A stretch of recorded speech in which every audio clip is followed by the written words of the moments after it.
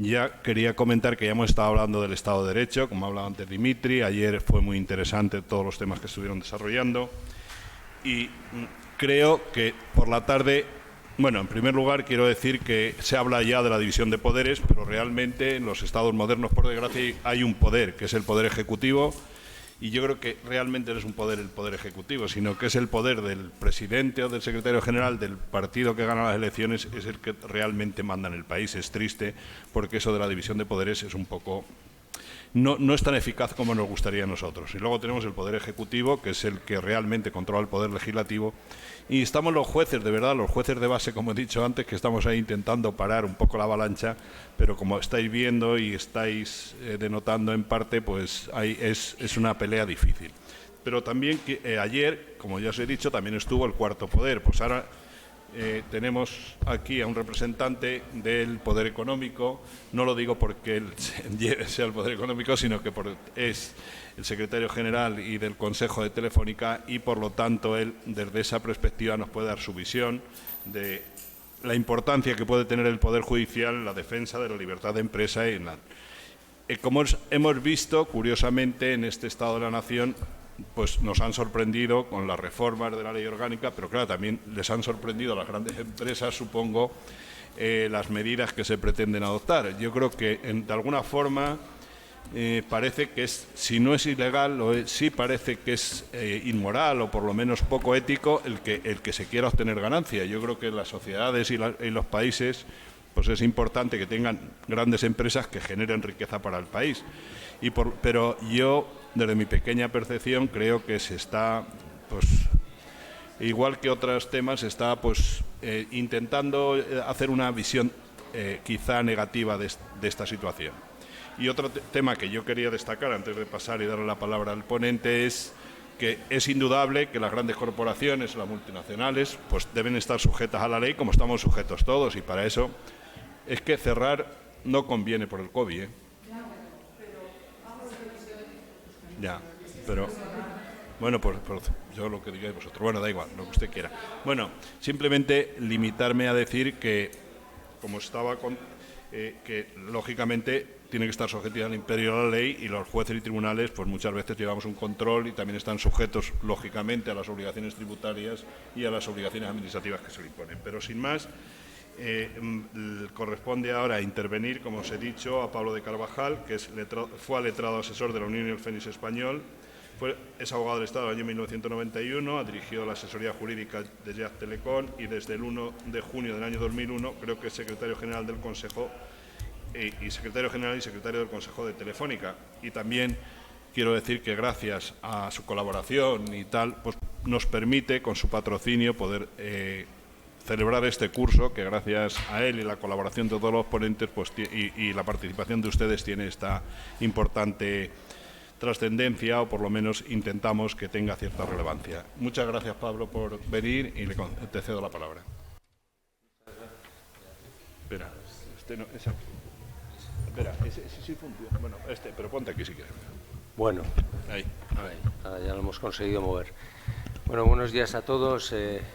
Muchas gracias a la Asociación Profesional de la Magistratura de darme la oportunidad de estar hoy aquí con ustedes. Y, bueno, voy a intentar darles la visión de lo que es el Poder Judicial como garante de la libre empresa desde el punto de vista de una de las grandes empresas de este país. En un sector que está muy regulado y en un sector clave como son las telecomunicaciones. Yo creo que estamos experimentando una revolución digital. Telefónica está, digamos, en el frente, en la vanguardia de todo ello. Somos una multinacional española que estamos en 13 países, en Alemania, en Inglaterra, en España y en Hispanoamérica. Estamos en Brasil, en Chile, en Uruguay, en Argentina, en Perú, en Ecuador, en Colombia, en Venezuela, en fin, y en México. Con lo cual yo creo que tenemos una buena posición para ver lo que son las telecomunicaciones en general y un mercado como el de las telecomunicaciones regulado en particular. Por lo tanto, más que un excurso muy jurídico sobre la libertad de empresa, que también intentaré abordar, como lo ha visto el Tribunal Supremo en diferentes sentencias, que hay un cuerpo doctrinal ya muy amplio, pues intentaré también dar el background o lo que es el telón de fondo de todo ello. Hay que decir que yo he estado ya 21 años en Telefónica. La liberalización del sector empezó en el 98, o sea que he sido un actor privilegiado en este tema, y además también en relación con otros sectores, y luego lo expondré con más detalle.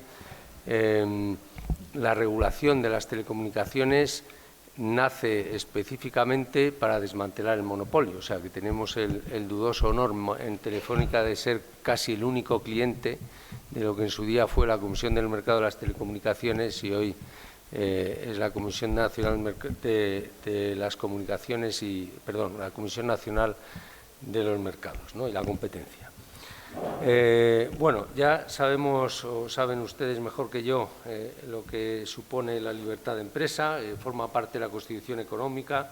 El artículo 38 enuncia lo que es el principio del libre mercado. Entonces, se garantiza el derecho a desarrollar una actividad empresarial en condiciones de igualdad respecto de cada ordenamiento estatal autonómico, y conlleva el reconocimiento a los particulares de una libertad de decisión para crear empresas, para actuar en el mercado, para establecer los objetivos de la empresa, para dirigir y planificar su actividad en atención a los recursos y a las condiciones del mercado. Y también, como todos ustedes saben, es un derecho fundamental de los ciudadanos, pero no es susceptible de recurso de amparo. Eso implica que, obviamente, para la regulación del contenido esencial del mismo, como dice la Constitución, es necesaria la reserva de ley, pero obviamente no hay, ni las empresas tenemos el recurso de amparo como mecanismo de salvaguarda, por lo cual, digamos, la garantía del artículo 38 de la Constitución aplicada a las comunicaciones, obviamente reside en el Poder Judicial y reside, en nuestro caso, en la Audiencia Nacional, en el Tribunal Supremo, lo que es el meollo. Es verdad que relaciones con el Poder Judicial tenemos en otros ámbitos, porque colaboramos en las investigaciones, como es lógico, a través de despachamos al año 80.000 oficios judiciales. En fin, tenemos una actividad también en el ámbito civil y de derecho de consumo importante, pero la regulación y el marco de nuestra actividad está perfectamente encajada estamos, entre comillas, regulados por sin entre comillas, estamos regulados por la Comisión Nacional, por la CNMC, y las resoluciones de la CNMC se recurren ante la Audiencia Nacional y, en su caso, vía la casación, que ahora, como todos saben, se ha restringido mucho más, pues al Tribunal Supremo. Es verdad que esto es el marco jurídico que más nos afecta. También, lógicamente, estamos regulados no en un ámbito estrictamente de las comunicaciones, sino en un ámbito más transversal. Obviamente se nos aplica la Ley General para la Defensa de los Consumidores, porque como gran empresa, además, con especial cuidado, la Ley Orgánica de Protección de Datos. Ya saben ustedes que empieza a estar de moda el término economía de los datos y la importancia de los datos en el mundo económico, y a raíz, sobre todo, del triunfo de las empresas, las grandes empresas de Internet, las over the top, Google y Facebook y todo esto, ¿no?, que también se nos aplica, por supuesto, la Ley General de Defensa de la Competencia y otras normas jurídicas. Por lo tanto, nosotros estamos regulados ex ante, es decir, hay un marco jurídico para realizar la actividad de las telecomunicaciones, y ex post, en la medida en que somos una empresa importante y se nos aplica el derecho a la competencia, que se nos vigila la conducta, si se quiere, desde esos dos ámbitos. ¿Por qué esto? Y es aquí a donde voy, y es importante entenderlo, es decir, la teoría, la liberalización de las comunicaciones se produce en toda Europa. Hay un marco de directivas que se buscaba desmantelar los monopolios con una teoría económica que yo creo que ha tenido gran éxito al principio y luego algo menos porque se ha cambiado el modelo. ¿Cuál era esa teoría? Decía, bueno, habiendo más actores en los mercados de telecomunicaciones que un monopolio por país, lo que va a pasar es que los precios van a bajar, va a haber más demanda de servicios de comunicaciones, va a haber más actores, va a crecer la tarta, se va a repartir entre la tarta entre más gente, pero como es una tarta mucho mayor, pues todo el mundo sale ganando. Y eso yo creo que ha sido así hasta el desarrollo de la banda ancha. Yo creo que en Europa entre comillas, el desmantelamiento de los monopolios ha sido un éxito. Yo creo que es verdad que la competencia es muy buena, es verdad que creció muchísimo los servicios de telecomunicaciones y el mercado de las telecomunicaciones y bueno, y eso fue una realidad.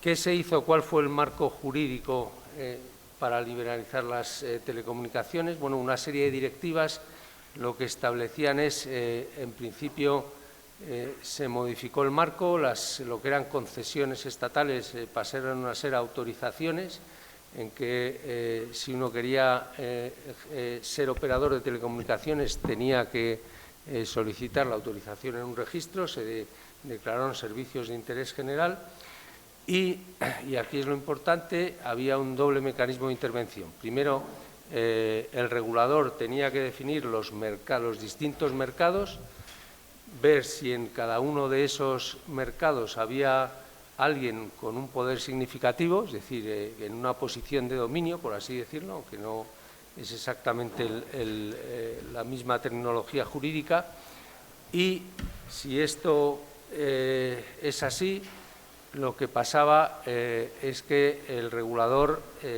dictaba o establecía remedios para equilibrar esa posición de mercado, esa posición significativa de mercado. Eso conllevó desde el principio a varios tipos de obligaciones importantes para Telefónica y para en general también para los incumbentes europeos, y los incumbentes, estoy hablando de Deutsche Telekom, de BT, de France Telecom, etc. Primero, el regulador establecía o controlaba los costes para controlar los precios, es decir, un elemento fundamental del control de los grandes incumbentes es evitar lógicamente, que tengan una actitud monopolista. ¿Cuál es? Pues la típica que sale en todos los libros. Si tienes una situación de monopolio, una situación muy fuerte y tienes muchos recursos financieros, bajas los precios, echas a todo el mundo del mercado y cuando se ha ido todo el mundo del mercado, lo subes. Pues eso que se entiende muy fácil es lo que trataba de evitar la regulación y lo evitó, y para lo cual obviamente el regulador tenía que meterse en los costes de Telefónica y a partir de ahí establecer una contabilidad, lo cual obviamente no es sencillo, es una labor de años, ver los costes de red, qué costes tenía en cuenta, qué costes podías cargar a la competencia, qué costes no podías cargar, etcétera. Y también nos obligaba a tener una oferta de servicios para la competencia, obviamente que les permitiera competir o realizar su actividad empresarial en nuestra red. Es decir, la manera en que se liberaliza el sector, si se quiere, es como la red, sobre todo la red, bueno, las redes en general, hay una red de acceso, la red de acceso es lo que puede ser como las carreteras comarcales, lo que va de las casas de cada uno a una central y luego esa llamada o esos datos se transportan a otras centrales, entonces hay red de acceso y red de transporte. La red de transporte es más barata porque son cables, digamos, Madrid-Cádiz, por ejemplo, eso sería red de transporte. La red de acceso es más complicada porque hay que levantar zanjas, hay que ir en cada municipio, hay que digamos, enfangarse y eso es caro, requiere gente en la calle, requiere ir a una casa en caso de la telefonía fija y poner allí un cable, en fin. Con lo cual, como el modelo que se seguía era que te obligan a abrir la red para que la competencia pueda prestar servicios en tu red, servicios más baratos. Lógicamente, eso es una fórmula ganadora porque con la misma red y servicios más baratos, pues normalmente la gente, la competencia podía hacer una masa de clientes y esa era, digamos, la teoría de la liberalización de las comunicaciones. Eso además luego se amplió a la telefonía móvil. La telefonía móvil no nace como la fija en que hay un monopolio, sino hay había 3 operadores de red que despliegan una red móvil que es mucho más barata. Las redes móviles se mueven por antenas y las terminales móviles, que son radios, estos son radios que conectan con una antena y de aquí, de la antena, pasan por cables vía terrestre y se transporta la llamada, los datos, igual que en la red fija. Pero, digamos, no hay acceso, no hay que hacer zanjas porque el acceso se hace vía radio. Esa es la diferencia. Y inicialmente era más fácil y más sencillo hacer redes móviles, luego desde el inicio hubo operadores de red, es decir, a diferencia de la fija que necesitaban la red telefónica, en los móviles no fue así porque Vodafone tenía su red y Amena tenía la suya, y por lo tanto no necesitaba telefónica más que para el transporte de llamadas. O sea, que esa era la teoría sobre la cual se monta la liberalización de las telecomunicaciones y eso va evolucionando. Pero hay un marco común para todos, y para todos digo, para toda Europa, que va evolucionando y que también se ocupa de otras cosas como el servicio universal, que es la obligación de dar acceso a cualquiera que lo solicite con independencia de su localización geográfica a precios asequibles, ¿vale? Entonces, obviamente, todo eso ha generado mucho conflicto, porque imagínense un monopolio como Telefónica, una empresa que en su momento, en el 98, tenía 77.000 personas, decir que teníamos que abrir la red al competidor, había allí más de un empleado que prefería quemarse a lo bonzo antes de proceder a ayudar al competidor a que te hiciera la competencia. Con lo cual, el cambio de mentalidad para los monopolios ha sido muy importante. Y eso ha generado, lógicamente, muchísima conflictividad. Conflictividad que, en primera instancia, la ha visto la CNMC y luego Audiencia Nacional y el Tribunal Supremo. Por lo tanto, hay un cuerpo doctrinal ya muy amplio y también la ha habido porque no solo ese es el mecanismo de regulación, lo que le ha permitido el marco comunitario al regulador es intervenir en lo que se llaman los conflictos de acceso, es decir, para garantizar que las redes son interoperables, es decir, que está garantizado que da igual si eres cliente de Vodafone, de Orange, de Amena, de cualquiera, puedes llamar y recibir llamadas, pues lógicamente la CNMC puede intervenir de tal manera que cuando digamos hay un operador que tiene acceso que tiene algún problema con otro operador sobre cómo están interoperando las redes, presenta un conflicto de acceso a la CNMC y la CNMC resuelve. Entonces, esa es otra vía poderosa de intervención porque sin definir mercados, sin todo este proceso que hemos señalado antes de que el regulador define un mercado y aplica remedios, pues permite al regulador, por ejemplo, fijar tarifas o imponer obligaciones para garantizar esa interoperabilidad. Y todo esto además en una, lógicamente, jurídicamente está bien montado porque desde el momento en que se necesita darse de alta en un registro para operar, pues estamos hablando, lo que establece la ley es una relación de especial sujeción, en el sentido de que uno acepta que le apliquen en masa toda esa regulación, es decir, que no tiene que estar establecida en ninguna ley, simplemente se somete, digamos, a las resoluciones de la CNMC en todo este proceso, ¿no? Hasta el punto que a mí una vez un presidente me preguntó que había que acabar con una obligación regulatoria que teníamos nosotros, que era una de estas, además de los precios, se nos obliga, como tenemos que dar servicio a los competidores, a tener una oferta que son ofertas de referencia, para estar preestablecidas las condiciones de acceso, de tal manera que los competidores saben de antemano y esa oferta se interviene por el regulador, pues lo que tiene que hacer Telefónica, los precios, etcétera, etcétera, ¿no? Entonces, lógicamente, a Telefónica nunca le ha gustado y a mí un presidente de la operadora me dijo que había que hacer para acabar con eso. Yo le dije, pues muy fácil. Dice, mira, contratas un ejército de mercenarios, 30 divisiones, pones los tanques en el Parlamento y has acabado con la OVA. Digo, pero esto es una democracia y nosotros estamos sujetos, como cualquiera, a la regulación. Oye, jurídicamente el montaje es impecable. Es decir, la Constitución, el artículo 38, permite limitar la libertad de empresa en aras al interés general, y te gustará más o te gustará menos, pero esto es lo que hay. O sea, que olvídate de acabar con la OVA y vamos aquí a competir, porque otra cosa que pasa en las empresas es que se echa la culpa, como siempre, al tendido. Entonces, si no vas bien, el problema es la regulación y no es que estás haciendo una mala gestión comercial y atendiendo mal a los clientes, que muchas veces es el caso, ¿no? Con lo cual, bueno, pues ese es el marco genérico de las comunicaciones, de las telecomunicaciones, y con una conflictividad importante. Entonces, ya adelanto que como Telefónica yo creo que no tengo quejas. Es decir, yo creo que el control, la garantía que ha hecho el Tribunal Supremo y la Audiencia Nacional de la aplicación de las normas es razonable. A veces me ha gustado más, a veces me ha gustado menos. Es razonable atendiendo a los medios que tiene el Tribunal Supremo y que tiene la Audiencia Nacional, porque, digamos, el único pero que yo le pondría, y que es un pero lógico, es que, obviamente, para arbitrar, y en el fondo es una función de arbitraje con el regulador, en un mercado regulado, desde el punto de vista de la empresa, estoy hablando de mi libro, pues a la empresa le gustaría más que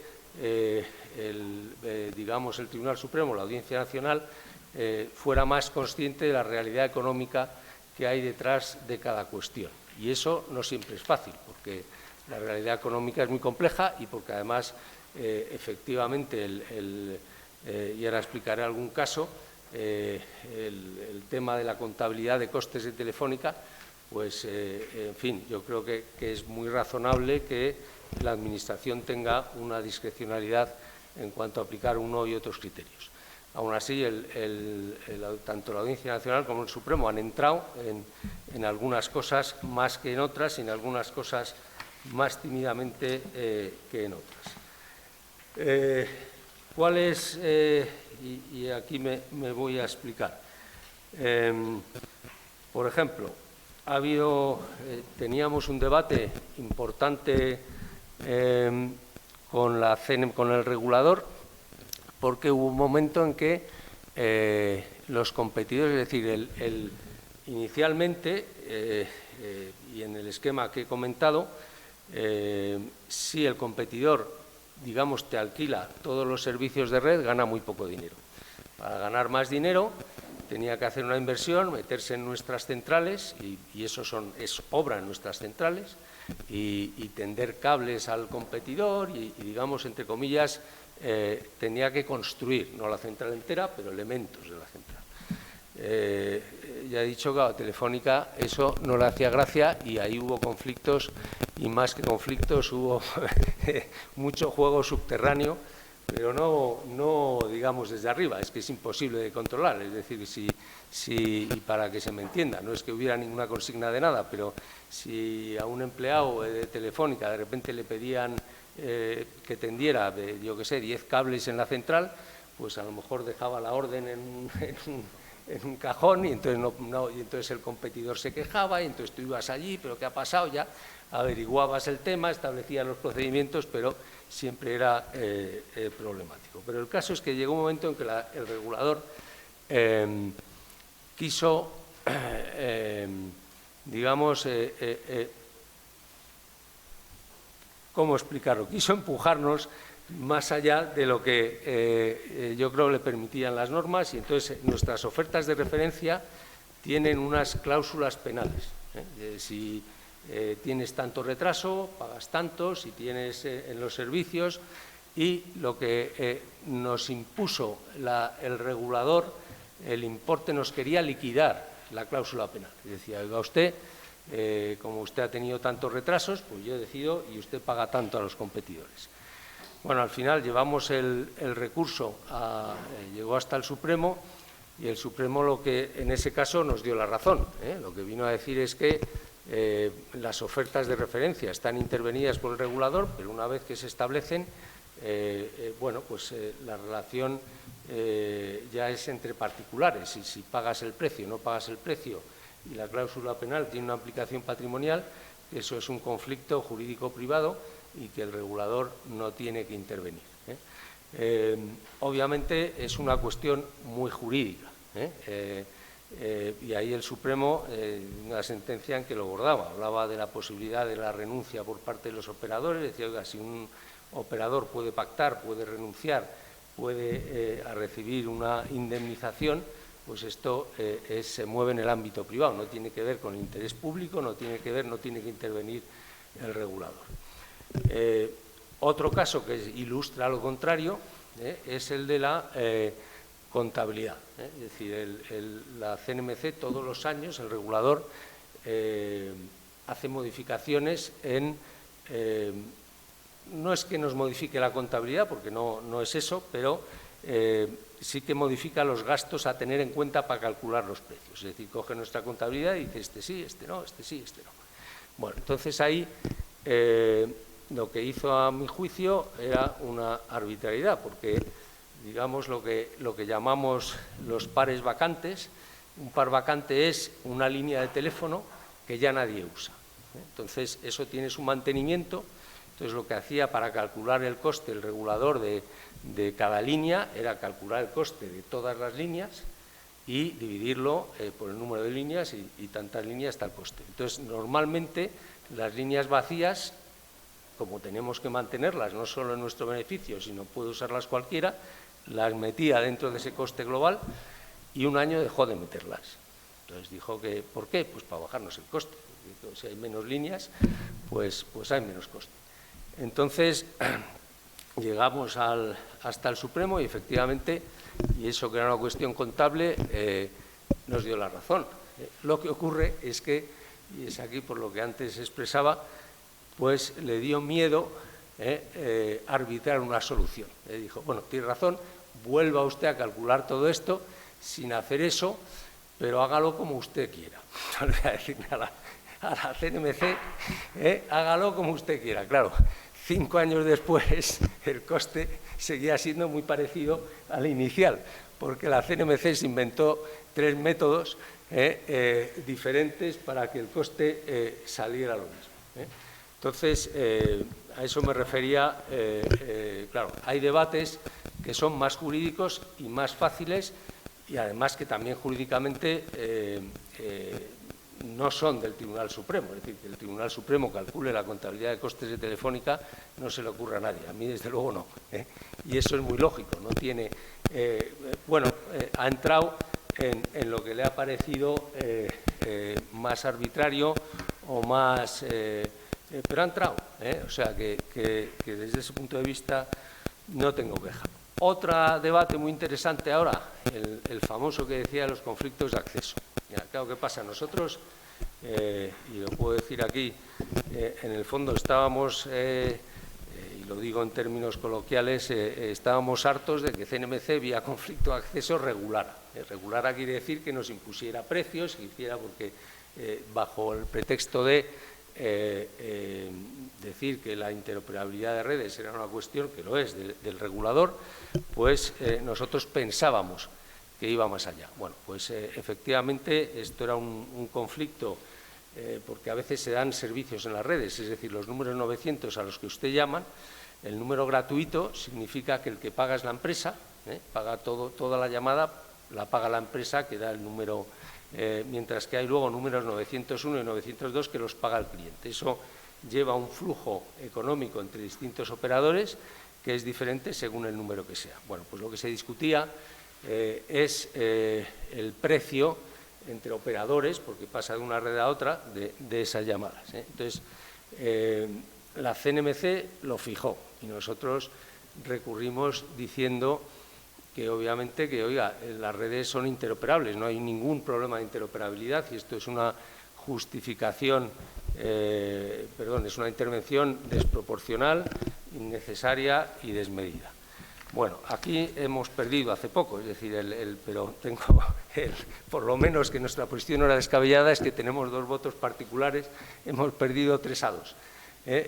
Al final lo que viene a decir el Tribunal Supremo es que si le parece que, pues por razones de interés general y de interoperabilidad, la CNMC está legitimada para intervenir puntualmente sin tener que haber definido previamente un mercado y unos remedios para equilibrar posiciones desequilibradas, que puede intervenir al margen de eso, que puede incluso fijar tarifas siempre y cuando sea proporcional y necesario, ¿no? El voto particular lo que dice es que, que está de acuerdo en que se puede intervenir, pero que en este caso en la sala no había razonado, el parecer mayoritario de la sala no se había razonado porque era necesario precisamente el fijar precios y porque era favorable a la competencia, sino que venía, suscribía nuestra tesis de que en el fondo era una manera de regular saltándose el procedimiento establecido. Eso en cuanto a la cuestión del acceso y de esas relaciones tan difíciles con el resto de los operadores. Pero también ha intervenido en derecho sancionador, y ahí la verdad es que, por lo menos en cuanto a la cuantía, nos ha dado la razón el Tribunal Supremo casi siempre. Es decir, yo creo que Telefónica tiene multas de la Autoridad de Competencia, hemos reducido el 90% y del regulador el porcentaje debe estar como en el 75%. A veces con debates muy interesantes que también ocurren o son trasunto de lo que ocurre en derecho fiscal. Por ejemplo, hace poco nos presentamos a un concurso, hace ya 5 años, o sea, no es tan poco, pero a un concurso en el País Vasco. Entonces, la CNMC, para controlarnos los precios, lo que tiene es, y ha dictado una resolución en la que establece, llama un test de replicabilidad. Es decir, lo que viene a determinar es cómo se examinan los precios de Telefónica para ver si los competidores pueden seguirnos, es decir, pueden dar un precio igual de barato, teniendo en cuenta que nos compran los servicios. Los competidores, como antes he dicho, nos compran servicios y dicen, si usted le compro a Telefónica estos servicios a este precio, pues hay que una metodología para ver si el resto de los costes que tiene pueden igualar nuestros precios, ¿no? Entonces, nos presentamos, ganamos el concurso en el País Vasco, nos denunciaron los competidores y el regulador nos impuso 8,5 millones de euros de multa porque, con arreglo a la metodología, los competidores no podían igualar los precios. ¿Qué dice la Audiencia Nacional? Dice, oiga, me parece muy bien esta metodología, pero en derecho sancionador yo puedo examinar, no estoy vinculado por lo que establece la resolución que señala la metodología, sino que puedo examinar todos los elementos de hecho que han concurrido en la sanción. Entonces, lo que ve es que nosotros, la metodología de la CNMC, parte de la base de un competidor teórico. Es decir, no coge la empresa tal o la empresa cual y calcula sus costes, sino establece unas medias, viene a decir. Entonces, lo que dice la Audiencia Nacional, dice, oiga, para sancionar a la Telefónica tenía que usted tener en cuenta el competidor concreto que concursa con Telefónica y ver si para ese competidor en concreto puede seguir los precios o no puede seguir los precios. Si no puede seguir los precios, le sanciona, pero como usted no ha hecho nada de eso, anulan la multa, ¿no? Bueno, interesante doctrina porque ahí está la cuestión jurídica importante y también ahí hay dos votos particulares diciendo que si no hemos recurrido la resolución que establece la metodología y que la metodología es firme, que entonces eso no se podía discutir. Entonces se alude a la teoría bueno, pues que se aplica en derecho tributario de que bueno, pues las actas, aunque sean de conformidad, no condicionan subsiguientes sanciones en cuanto a los hechos por ella determinadas. Entonces, por ese paralelismo con el derecho tributario, pues al final hemos ganado las sanciones. En fin, no les voy a aburrir con este tema, pero es verdad que otra vez son análisis muy jurídicos, muy interesantes, y en esos la jurisdicción ha entrado. Otros que son la asignación de precios del servicio universal. Claro, ahí hay una cuestión, ahí la Administración puede ver dos cosas. Uno, tiene que velar porque nuestros precios sean asequibles, es decir, nosotros tenemos que dar servicio telefónico al que lo pida a precio asequible, y lo que nosotros hicimos ahí fue, y estoy hablando del año 2015, subir precios. Entonces, la Comisión Delegada de Asuntos Económicos suspendió la subida de precios porque, con un informe de la CNMC, porque decidió que los precios no eran asequibles. O utilizó un término, era nuestra subida lesiva a la asequibilidad. Bueno, ahí nuestra defensa fue decir, oiga, eso de yo no entiendo qué es lesivo a la asequibilidad, ¿será asequible o no será asequible? Pero no puede ser mitad asequible, mitad no asequible.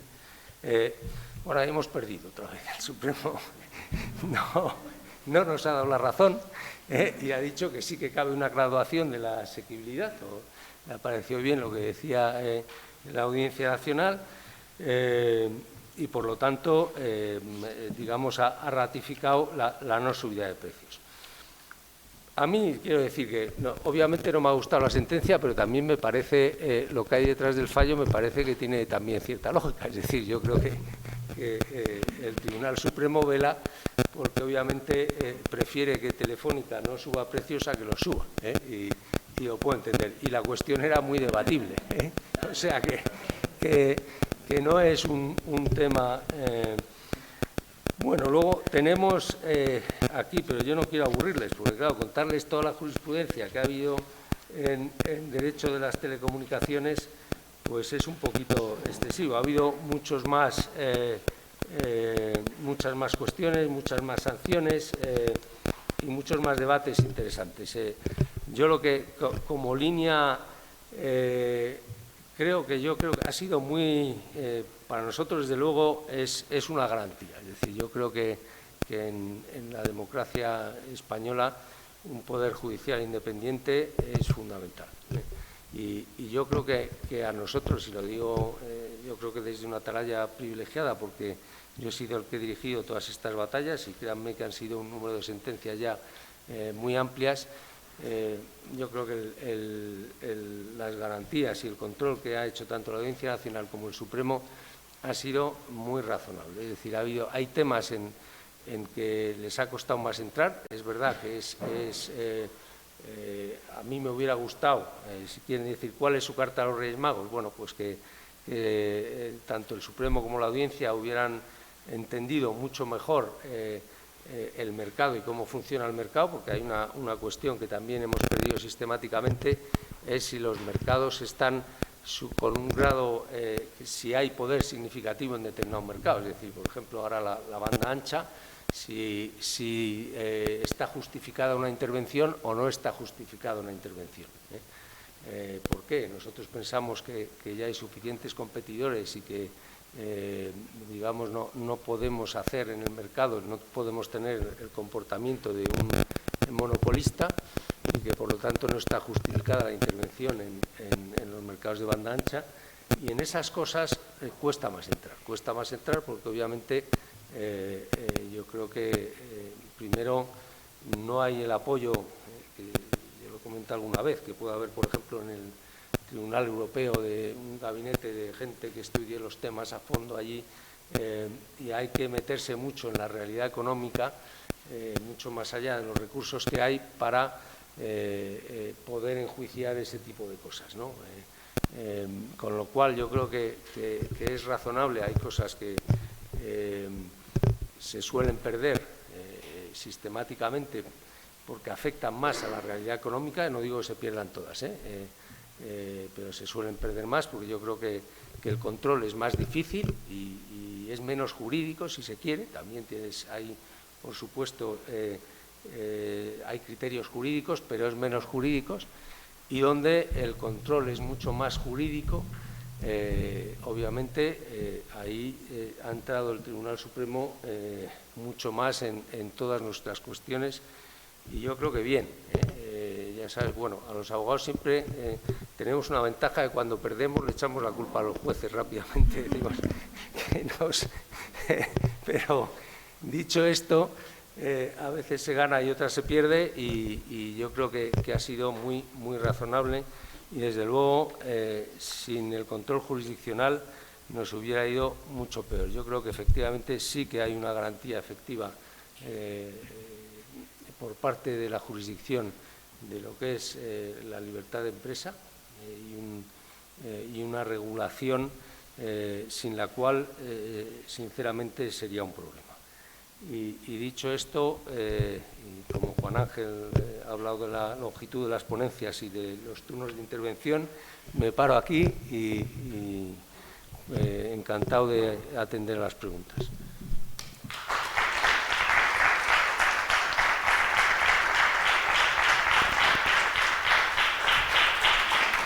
Bueno, Pablo, muchas gracias. Yo ya sabía que tu perspectiva también iba a ser muy interesante, y yo creo que a nosotros como jueces nos interesan mucho las opiniones y lo que has vertido. Además, nos consta que tienes un alto concepto de nuestra función y de la función jurisdiccional, que es de agradecer.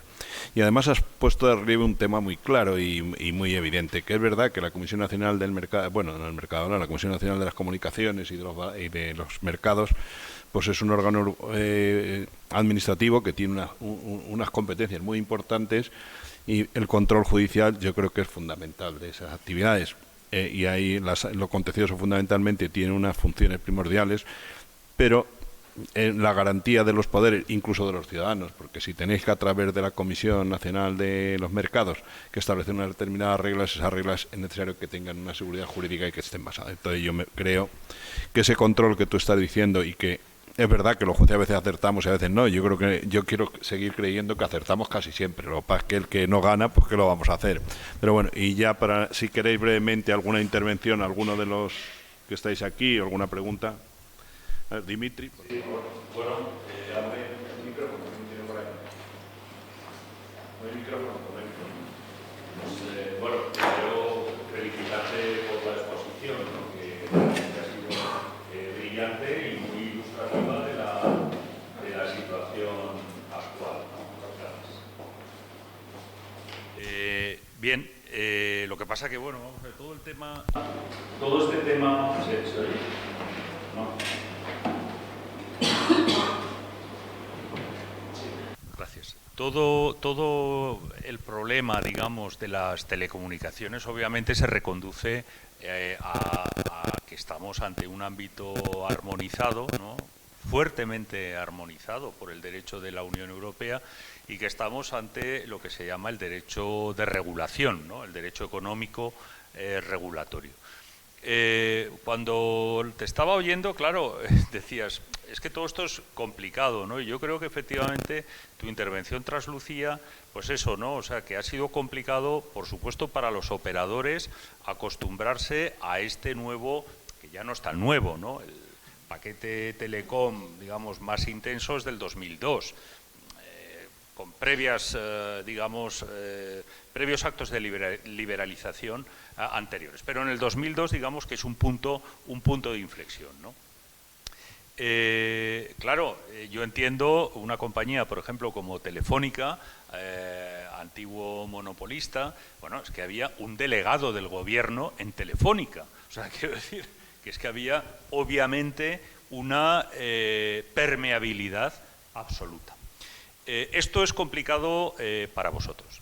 Es complicado también para los jueces, ¿no? Yo creo que nosotros también nos tenemos que empapar del ámbito del derecho regulatorio, de la armonización, del ámbito de la competencia. Y tiene, digamos, implicaciones varias. Es decir, yo estoy en la sección de tributos y hemos tenido asuntos en los que toda esta nueva regulación que estaba pensada inicialmente, pues bueno, pues para garantizar el funcionamiento del mercado interior y luego, pues bueno, garantizar el servicio universal, etcétera, etcétera, tiene implicaciones en el ámbito, por ejemplo, tributario. Es decir, ¿quién nos iba a decir que, por ejemplo, el impuesto de transmisiones patrimoniales, que es un impuesto estatal cedido, digamos, a las comunidades autónomas, bueno, pues hemos considerado, sobre la base de una prejudicial al Tribunal de Justicia, creo que la planteó el TSJ del País Vasco, que es contraria a la directiva autorización. Es decir, oiga, si ya hay un canon que establece la directiva un canon por los derechos de uso en materia de telecomunicaciones, no puede haber, a su vez, una imposición, un gravamen por una concesión, por ejemplo, de radiofrecuencias, ¿no?, que es lo que gravaba el ITP. No tanto desde la perspectiva de un caso de doble imposición, sino desde la perspectiva de su sentido, de su objetividad. Es decir, el canon tiene que perseguir precisamente la optimización del funcionamiento de las telecomunicaciones en el mercado. Y eso no lo perseguía, con lo cual entendimos que había que desplazar la normativa nacional y, bueno, pues dar la razón al operador. No recuerdo exactamente cuál era. Pero bueno, quiero decir que hay muchas implicaciones, que evidentemente es complicado, plantea desventajas frente a la situación anterior para los operadores, que duda cabe, pero también ventajas importantes. Yo simplemente era una reflexión, pero a mí, por ejemplo, me preocupa el papel del regulador. El regulador, insisto, también ha tenido que ser difícil para el Estado. Es decir, el Estado antes marcaba las pautas. Ahora, bueno, tenía, digamos, su parte, su propiedad, digamos, en el operador monopolístico. Ahora ha pasado de ser operador a ser árbitro. Entonces la pregunta es, estos reguladores, llámese CNMC, llámese como sea, vamos a ver, con sus decisiones al establecer, digamos, en materia de regulación, pueden afectar en cierta medida también la competencia. Es decir, por mucho que sean árbitros, es evidente, depende la decisión.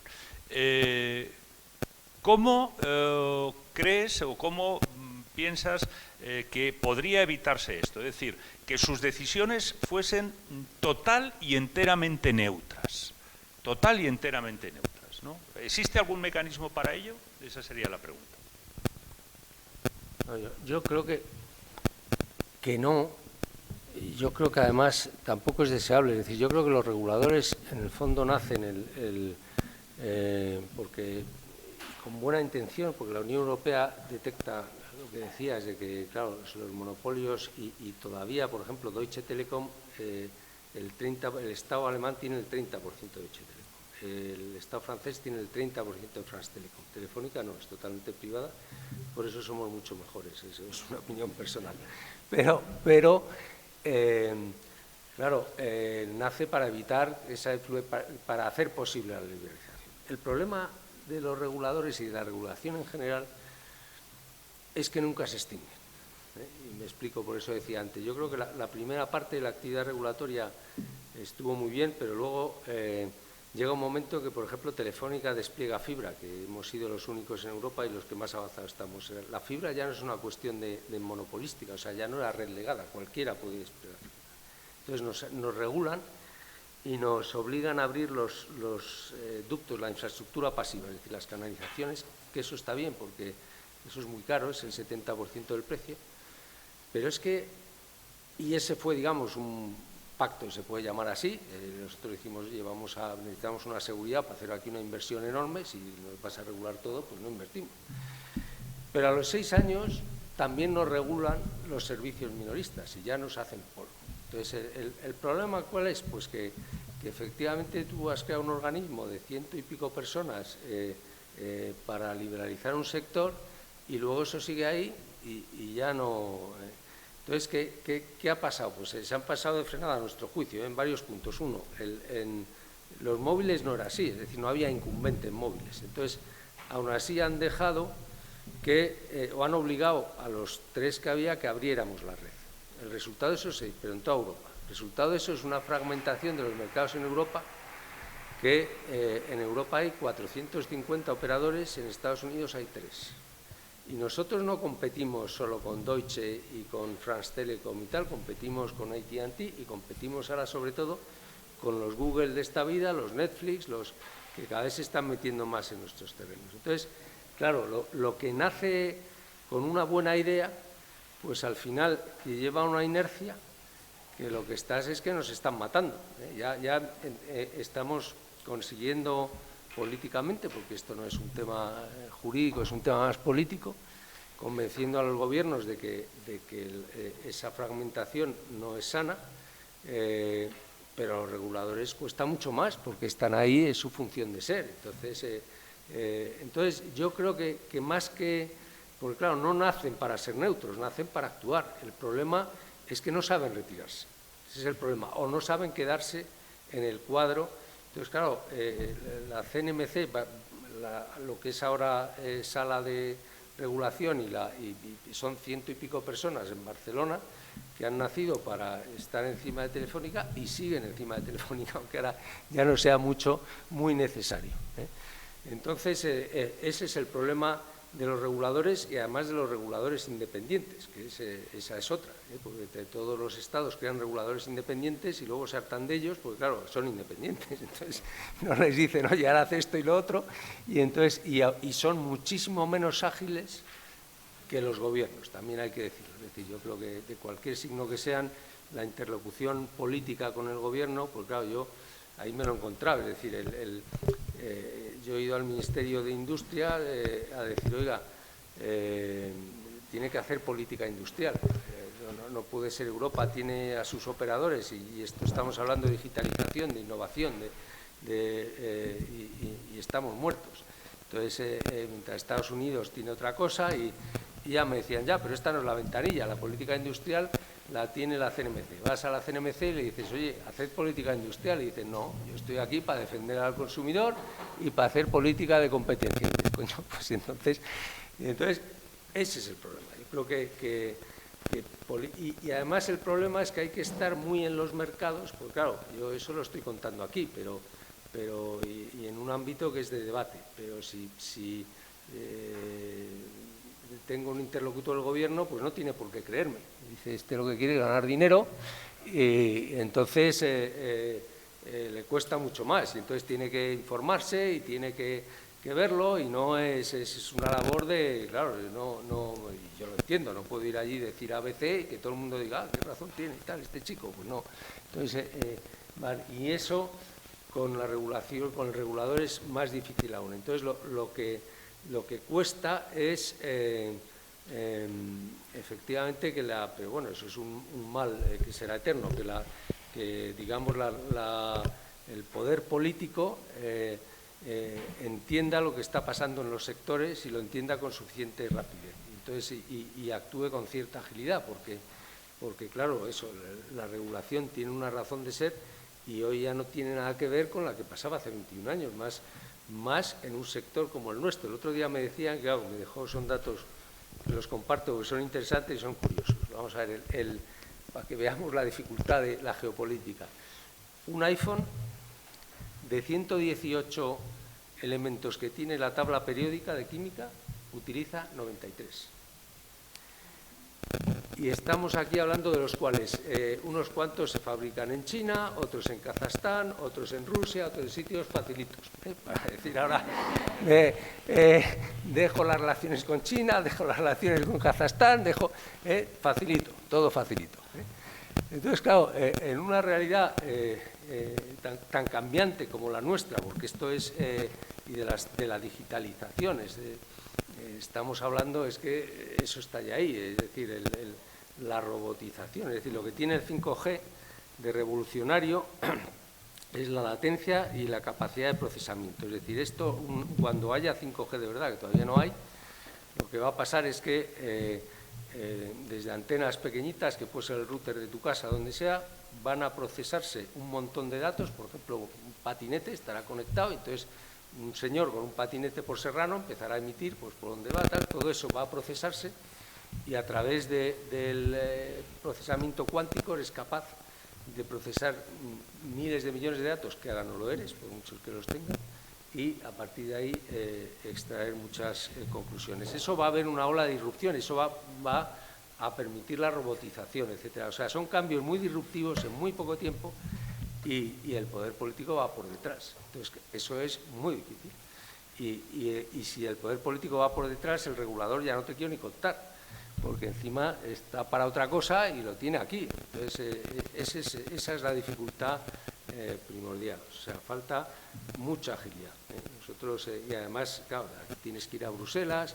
En Bruselas yo creo que es un mundo que tiene muchas ventajas, pero yo sinceramente creo que como administración es muy opaca, con unas reglas muy dificilitas, porque tienes que jugar con las nacionalidades y muchas veces mucho menos garantistas que la administración española. Uno se piensa que en Bruselas va allí y es el paraíso de las libertades, pero yo creo que están por debajo de nosotros. Bueno, has tocado otro tema que es la justicia robótica, que ya hablamos bastante de ella ayer. Entonces, vamos a ver, bueno, Jesús, que está detrás de ti. Luego, Jesús, por favor, venga, pasarle el... Para que se grabe.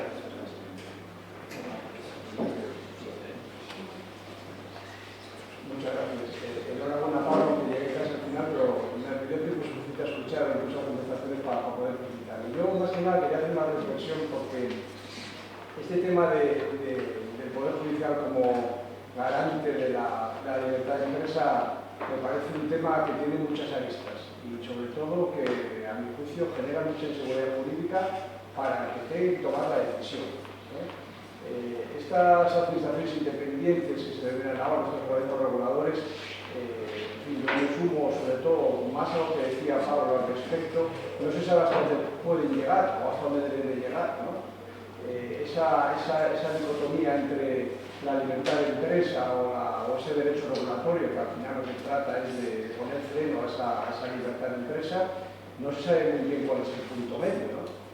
A mi juicio, el derecho de la Unión en que juegue, yo en este sentido posiblemente discute bastante de lo que opina la mayoría de los aquí presentes, soy muy escéptico, ¿no? Con el que juegue bastante, ¿no? Cuando le conviene o le interesa o considera que debe ser conveniente, ya voy a ponerlo de esta segunda manera, pues es el paradigma de libertad de empresa, y cuando no, pues las limitaciones a la libertad de empresa pues tiene que entrar en el derecho de la Unión, ¿no? Es decir, que fluctúa de uno u otro a otra conducta jurisdiccional, y puedo poner varios ejemplos de resoluciones y sentencias del TJUE que, según el caso concreto, a mi juicio, detrás lo que hay es una discrecionalidad jurisdiccional, que de fondo también lo que hay es un interés político. No estoy diciendo que la decisión sea política, se inclina de una manera o de la otra, ¿no? Y esto al final a los jueces nacionales, cuando tenemos que enfrentarnos con un tema de este calibre, de esta índole, pues nos genera a su vez esa inseguridad jurídica, ¿no? Yo creo que los jueces ni tenemos la cualificación, ni tenemos el elemento jurídico, la norma jurídica con el suficiente contenido para tomar decisiones en este sentido. La jurisprudencia del Tribunal Supremo, que yo me refiero sobre todo al TJUE, que debería de ser la que establece el camino, la que abre el camino para decir cuál es el punto medio entre esa libertad de empresa y ese derecho regulatorio, tampoco abre un camino claro y nítido, porque, insisto, a mi juicio fluctúa de una u otra de uno u otro sentido según le convenga, ¿no? El otro día, en una reunión donde algunos de los que estáis aquí presentes, estabais conmigo, oíamos a un magistrado preguntarle a un alto funcionario de la Unión Europea, que dónde estaba la Comisión Europea, si estaba en el colectivismo norcoreano o estaba en el liberalismo de Adam Smith. Y me parece una pregunta del todo acertada, yo la comparto plenamente, porque además entiendo que la Comisión no tiene que estar en un sitio y otro en el otro, ¿no? de manera opaca, se empaco también contigo esta crítica a la Administración Europea, y no soy antieuropeísta, que se claro.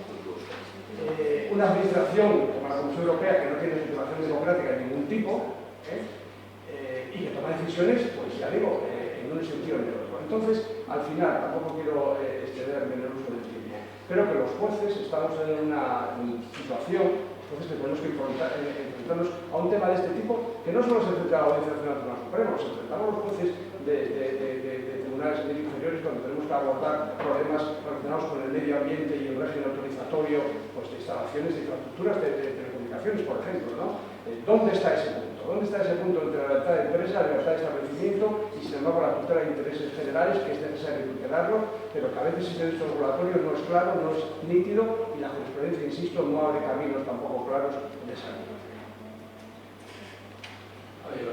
Yo estoy de acuerdo, yo creo que también hay una cuestión de medios, es decir, es que las realidades económicas detrás, que yo creo que para cualquier decisión jurídica son importantes, es muy difícil, no esas las sé yo. Bueno, Telefónica es que tiene, no sé, el otro día oía, tenemos un gabinete de estudios de geopolítica, de macroeconómica y tal. Bueno, pues si el Supremo tuviera eso, pues posiblemente, no sé, pero y tampoco lo puedes pedir. Yo por eso digo que es razonable, o sea, puede que me cabre más una resolución, que me cabre más otra. Tengo eso, como he dicho antes, la ventaja de que los abogados siempre echamos la culpa a los jueces de cuando perdemos, pero es verdad, es decir, es complicado. Y pero en todos lados cuecen habas. Mira, pongo un ejemplo que es en la línea donde ibas. Nosotros en plena pandemia, en el 2020, hicimos una fusión de nuestra operadora británica. Nuestra operadora británica no es una tontería, factura 6 billones de euros con Liberty Global, que era una empresa americana que tenía otra operadora fija, la nuestra móvil, la de ellos fija, en Reino Unido, que facturaba otros 6 billones de euros. O sea, era una compañía de las operaciones más importantes de Europa. Entonces, según el derecho europeo, claro, te tiene que autorizar la DGCOM, la Dirección General de Competencia, te tiene que autorizar desde el punto de vista de competencia la actividad. Era en Reino Unido, se había producido el Brexit, pero el Tratado de Transición atribuía a la Comisión Europea la facultad de revisar la operación. Y nosotros, que sabíamos que era una operación que técnicamente, desde el punto de vista de derecho de la competencia, no presentaba especial problema y teníamos prisa, porque es mucho dinero cuando no puedes ejecutar la fusión hasta que te la autorizan, pues hablamos con Vestager, digamos en un grupo, mi presidente, yo, tal, y otras personas, y decíamos, oiga, es competencia de la Unión Europea, adelante. Y Vestager nos decía, con la autoridad británica y tal. Entonces, al final, el derecho decía que era competente, éramos empresas europeas, oye, se lo pasó al Reino Unido. Y se fumó un puro. Y igual nos dijo por qué, pese a que los ingleses se habían ido, pese a que nos retrasó la operación 6 meses, fumándose un puro. Entonces, claro, es decir, hay cosas que no puedes evitar. La discrecionalidad existe. Es verdad que la Administración, yo soy abogado del Estado, pues administra y ahí hay un ámbito en que el Poder Judicial no puede entrar. ¿Dónde está? Pues hombre, es lo que hay que determinar, pero no es evidente. Y más en estos temas tan económicos o tan con un trasunto económico. Entonces, claro, lo que yo veo efectivamente es que donde es un tema exclusivamente jurídico, el Tribunal Supremo ha entrado sin digamos con plena jurisdicción no tiene, ¿no? Pero quiero decir que ha entrado yo lo imagino con plena libertad, en la deliberación. Pero claro, si tú vas a enjuiciar si los mercados tienen competencia efectiva o no, pues es mucho más difícil. También puedes entrar, porque eso es un concepto jurídico el de la competencia, pero es mucho más difícil. Entonces, yo entiendo, porque yo me fuera magistrado del Tribunal Supremo, que no lo soy, y estoy enjuiciando eso, me costaría mucho más entrar. Me puede cabrear que no haya entrado, pero... Entonces, efectivamente, yo creo que eso no se va a resolver nunca. Dicho esto, yo creo que el ámbito de discrecionalidad política, yo lo que veo por ahí es que si aquí nos quejamos, en Bruselas es mucho mayor, porque eso perdón, fue una faena brutal que nos hizo Vestager, y yo todavía no entiendo por qué causa política, porque bueno, los ingleses se han ido y bueno, yo creo que era personal, que quería llevarse bien con la autoridad de competencia británica, y entonces decidió que bueno, era potestad, le pidió a sus servicios que le dijeran unas cuantas pegas teóricas y las pusieron. Luego en Reino Unido nos aprobaron la operación sin condiciones, pero nos retrasó 7 meses. Y es así, ¿no? Con lo cual, en fin, las cosas son como son. Dicho esto, yo creo que sí, yo creo que menos mal que el Poder Judicial está ahí, porque si no sería peor, claramente, y tiene sus limitaciones. No podemos pensar, y yo creo que hay una parte estructural que tiene también que ver con los medios. Es decir, yo creo que por lo menos el Tribunal Supremo y la Audiencia Nacional y los tribunales superiores deberían de tener medios de apoyo más potentes, sobre todo si están hablando de sectores económicos en donde, quiero decir, hablar de autorizaciones o temas más tradicionales, te puedes defender con el García de Enterría y con la doctrina, pero en temas donde hay mucha economía detrás, yo creo que habría que entender muy bien el porqué de la resolución dentro del margen que tiene la jurisdicción, y para eso se necesitan medios, si no es que es imposible. Manuel, querías, pero por favor, breve, porque si no... Breve, 2 observaciones y una pregunta. Las observaciones, estamos hablando de organismos reguladores independientes. Bueno, pues es que en el caso concreto de España, la Comisión suscita ella misma, pues pone a la Comisión Europea dudas sobre su independencia porque no dispone de patrimonio propio. Patrimonio propio con el que incrementar, y cito literalmente, sustancialmente, el número de personas a su servicio, porque por lo que hay no puede atender las necesidades del tráfico político. Eso está puesto por escrito y comunicado a la Comisión. Es decir, el propio organismo regulador independiente dice que no se siente independiente porque es el gobierno que le paga. La segunda cuestión, la que se acaba de hacer referencia, vamos a ver, es que nosotros, en el mejor de los casos, o ya desde el punto de vista personal, sé poco de derecho, pero claro, cuando tienes un asunto en donde hay una ecuación, unos algoritmos que se exponen a lo largo de 3 o 4 líneas y que cada perito de cada parte me interpreta de una manera distinta, yo tengo que reconocer que carezco absolutamente de los más mínimos datos propios para valorar quién me está diciendo la verdad o quién me está engañando lamentablemente. Sería necesario disponer de equipos reales que informaran desde el punto de vista aséptico y objetivo, porque es que yo no soy capaz. Por ejemplo, pues, de los asuntos que nos están entrando con el cártel de camiones y a continuación va a ser el cártel de coches. Es que yo no puedo revisar razonablemente la veracidad de la interpretación que me están haciendo de una ecuación de varias líneas. Ojalá hubiera hecho también matemáticas aparte de derecho, pero yo no puedo hacerlo. Me tengo que fiar de quién. De quien le pone más cara a la hora de vender su informe. Y si yo estoy vendido, pues claro, me imagino que lo que estará pensando la parte a la que no le dé la razón, si a lo mejor la tiene, pues es que estamos todos vendidos al mercado. Eran simplemente 2 cuestiones. Y la tercera, una pregunta. ¿Qué explicación hay para que se hablaba antes de 3 operadores básicos en el mercado? Para que esos 2 operadores, aparte de Telefónica, que es la que en su momento dispuso de infraestructura, abonen un canon y sin embargo ahora nos encontremos con una serie de operadores que en el futuro van a ser quien todo apunta que asuman la mayoría del uso de esos canales como Netflix, Amazon, Google, no paguen. Alguna explicación supongo que tiene que haber cuando van a ser ellos los que lo utilicen. Eso ninguna. Es decir, yo creo que ahora es una batalla que estamos llevando nosotros contra, primero en el ámbito tributario, luego, pero es que no pagan nada. Incluso además se ahorran el IVA, porque como son en teoría inversión extranjera, se lo acaban ahorrando porque imponen a los productores españoles que produzcan y que le rebajen el IVA. Y entonces, yo creo que, vamos a ver, aquí ha pasado y va a pasar, digamos, de Netflix, Google, todos estos eran amables paseantes que iban a hacer un negocio que no se les veía, que hacían negocio, ¿no? Y cómo lo hacían, y ahora eso ha cambiado, porque obviamente yo creo que o sea, no se les puede negar un mérito enorme, han generado servicios muy interesantes,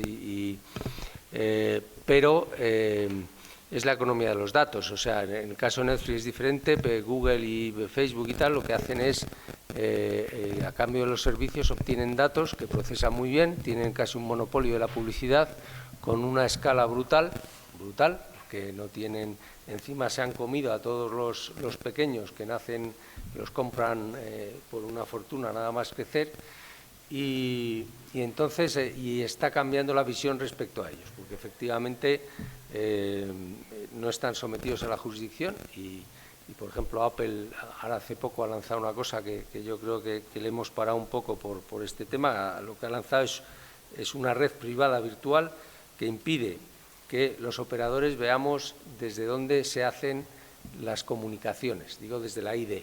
No, claro, eso para la jurisdicción es un problema, que si a mí me piden que identifique de dónde, qué ID tiene tal, no puedo, y para la Fiscalía es un problema.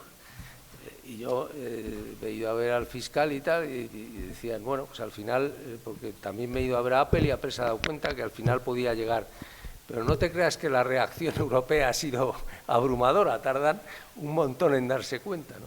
Entonces, claro, cada vez hay más conciencia de que, ojo, porque alteran hay una disrupción de las reglas del juego que no siempre es buena, sin negarles el mérito. Entonces, por ejemplo, una de las temas, se han beneficiado de esa corriente, de esa innovación, de esa línea de innovación que ha sido muy buena, pero ahora empieza a cambiar. Justificación ninguna. Yo creo que al final van a acabar pagando impuestos, al final se les va a tasar, al final van a tributar, al final se les va a exigir, por ejemplo, que los datos estén en cada país. En fin, yo creo que hay, digamos, las autoridades, el poder político es cada vez más consciente de lo que pasa. Todavía queda, porque yo sostengo que una de las cosas que más daño nos ha hecho es la neutralidad de red, que eso es un camelo que se han inventado las empresas americanas. La neutralidad de red es que yo tengo que, se montan un negocio sobre mi red y no me pagan nada, eso es la neutralidad de red. Al principio, cuando eran pocos y Internet había que, pues estaba justificado, pero ahora que tienen, vamos, a mí mañana Google, vamos, absorbe a Telefónica si le interesa en 0, bueno, no, porque supongo que políticamente no, pero por caja, o sea, tú ves el dinero que ganan estos señores y vamos, es que te caes de espaldas, Entonces ahora digo, oye, ¿por qué no vas a pagar los servicios que te prestan si ya tienes un poder? Entonces estamos ahora en esa guerra, ¿no? Pero sí, no hay justificación. Es decir, yo creo que es una cuestión de percepción, es una cuestión de disrupción en el negocio y es una percepción que ya han llegado a tener tal poder y lo han usado de manera inteligente, que ahora el poder político se encuentra con que es difícil limitarlo y están buscando maneras de hacerlo racional sin cargarse la parte.